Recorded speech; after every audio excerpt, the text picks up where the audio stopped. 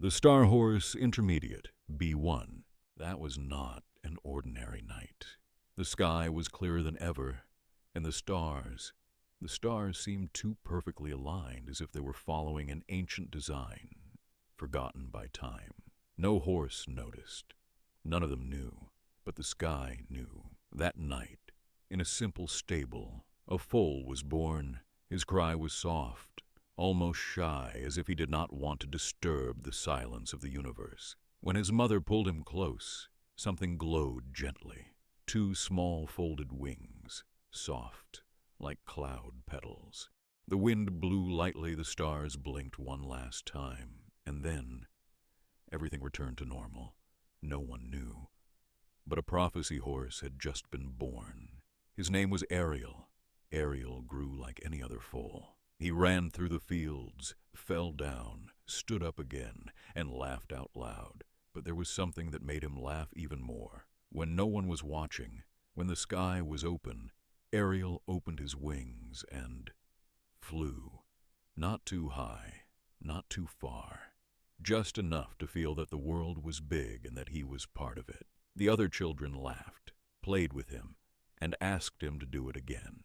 Ariel loved it. He did not think about being different. He just was happy. Over time, something changed. Some horses started to look at him differently. It was not curiosity. It was comparison. Why can he fly? That's not fair. He just wants attention. Ariel did not understand, but he felt it. Every time he opened his wings, the smiles faded. The games ended sooner. Then the nicknames appeared. Freak. Fake bird. Not even a real horse. Ariel began to fold his wings faster. He started looking at the ground. He started thinking before being himself. Little by little, flying stopped feeling light. During adolescence, Ariel changed. He grew taller, faster, stronger, and like every teenager, he felt he could face the world. There was a young mare at school. She had an easy laugh and attentive eyes. Ariel liked her, and for a moment he thought, maybe now it will be different. What if she really sees me? One afternoon, with his heart racing, he opened his wings. The wind lifted him, the sunlight touched his feathers. It was beautiful. Everyone looked. The young mare looked too, but what came was not admiration. She frowned. Wow, you are strange. Some laughed. Others whispered. Ariel felt something break inside him that day. He did not only fold his wings, he folded his dreams, he folded his hope, he folded who he was.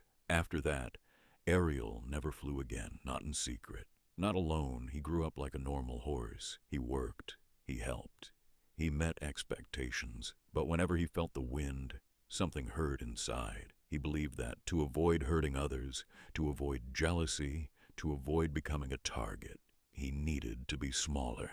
And so, he dimmed his own light. Years later, now an adult, a scream cut through the valley. A child had slipped near the cliff. The ground was breaking. No one could reach them. Ariel arrived first. He looked around. He saw fear. He saw the impossible. And he felt something old awaken. The wings, forgotten, but alive. He hesitated. Then he opened them. The sky recognized him. Ariel flew. He saved the child and brought them back safely. Silence, then admiration. We could never do that. He did the impossible. Among the horses there was a visitor, an old, wise horse with eyes that seemed to see beyond. He stepped forward.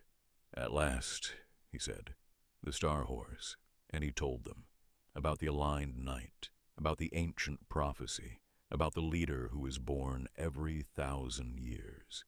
But leadership is not about being praised. It is about having the courage to be who you are.